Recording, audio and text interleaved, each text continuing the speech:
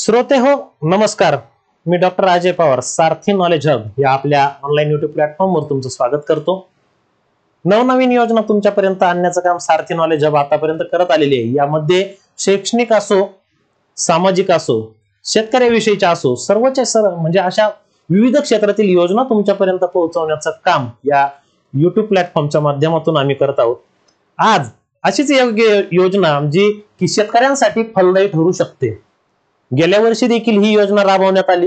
या वर्षी ही योजना राबवण्यात येत आहे आणि त्या योजनेचे अर्ज देखील या ठिकाणी सुरू झालेले आहेत. तर त्या योजनेविषयीची माहिती आजच्या या व्हिडिओमध्ये आपण बघणार आहोत. व्हिडिओला सुरुवात करण्यापूर्वी चॅनलला सबस्क्राईब करा व लाईक व शेअर करायला देखील विसरू नका. तर मित्रांनो, आजची ही योजना काय आहे आपण जाणून घेऊया आजच्या या व्हिडिओच्या माध्यमातून.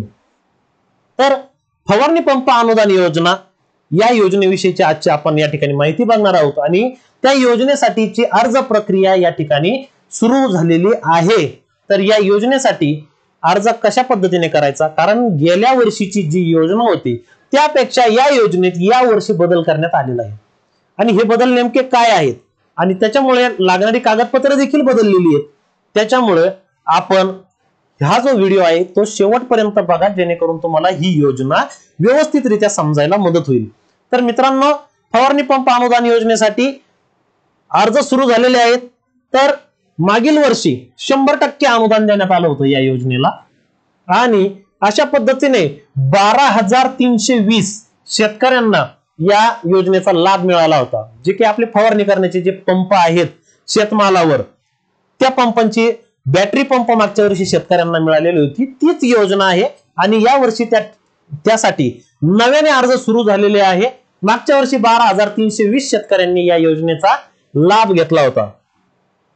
तर याच्यासाठी आता अटी काय काय आहेत त्या देखील आपण या ठिकाणी बघूया. तो महाराष्ट्राचा रहिवासी असावा.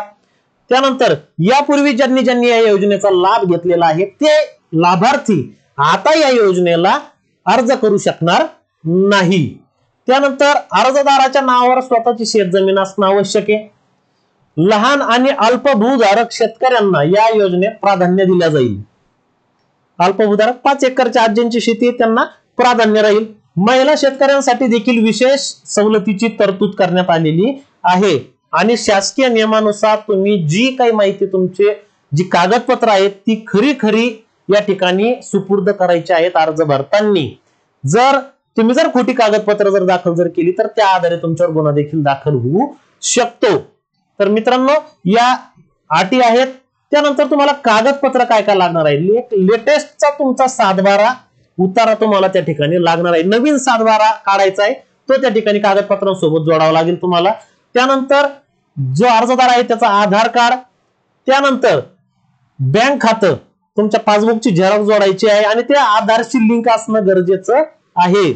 त्यानंतर अर्जदार जर आरक्षित प्रवर्गातला म्हणजे जर SC ST OBC SC BC जर असेल तर त्या ठिकाणी जात प्रमाणपत्र त्याने जोडायचंय. शेतकऱ्याने स्प्रे पंप खरेदी केल्याची मूळ पावती म्हणजे तुम्ही जो स्प्रे खरेदी करणार आहेत त्याची मूळ पावती तुम्हाला या ठिकाणी लागणार आहे, जोडायची आहे. पंप खरेदी केल्याचे स्पष्ट दिसणारे छायाचित्र म्हणजे दुकानामध्ये तुम्ही पंप खरेदी करताना दुकानदारासोबत दुकानामध्ये तुमचा फोटो घ्यायचा आहे पंप खरेदी करतानाचा, तो एक फोटो तुम्हाला लागणार आहे. त्यानंतर अर्जासोबत एक कार्यरत मोबाईल क्रमांक द्यावा म्हणजे जो तुमचा चालू मोबाईल नंबर आहे तो द्यायचा आहे, म्हणजे तुम्हाला वेळोवेळी मेसेजद्वारे अपडेट त्याच्यावर मिळत राहतील. अशा पद्धतीची एवढी कागदपत्र तुमच्यासाठी आवश्यक आहे. आता अर्ज प्रक्रिया कशी करायची बघा. शेतकऱ्याच्या ज्या काही योजना आहेत त्या महाडीबीटी मार्फत राबवल्या जातात. म्हणजे या ठिकाणी काय करायचं तुम्हाला, सर्वप्रथम महाडीबीटी वर तुम्हाला अर्ज करायचा आहे ऑनलाईन. त्यानंतर महाडीबीटीद्वारे तुमची लॉटरी निघणार, बरोबर, आणि या लॉटरीमध्ये तुमची निवड केल्या जाणार. म्हणजे आता लॉटरीमध्ये कोणाचा नंबर लागेल ते आपण या ठिकाणी सांगू शकत नाही, पण जी मंडळींची लॉटरीमध्ये नाव निघालंय अशा व्यक्तींनी काय करायचं, त्यांच्या स्वखर्चाने आधी स्प्रे पंप खरेदी करायचा. स्वखर्चाने महाडीबीटीवर ऑनलाईन अर्ज केला. लॉटरी झाल्यानंतर लॉटरीत जर नाव आलं तर तुम्ही स्प्रे पंप खरेदी करायचा आहे आणि तो पंप खरेदी झाल्यानंतर जी काही तुम्हाला मागे जी काही कागदपत्र जी सांगितली ती सर्वच्या सर्व एकत्रितरित्या मंजुरीसाठी सादर करायची आहे कृषी विभागाकडे. त्यानंतर आवश्यक तपासणीनंतर अर्ज मंजूर केला जातो आणि मंजुरी मिळाल्यानंतर तुमच्या बँक खात्यात 50% रक्कम जमा करण्यात येईल. म्हणजे या ठिकाणी काय की मागच्या वर्षी शासनाने 100% अनुदानावर ही योजना दिली होती.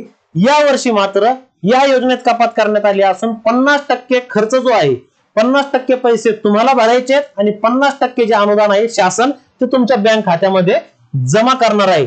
तर अशा पद्धतीने स्प्रे म्हणजे जे काही फवारणी पंप आहे त्यासाठी जे अनुदान मिळते त्यासाठीची योजना या ठिकाणी सुरू झालेली आहे.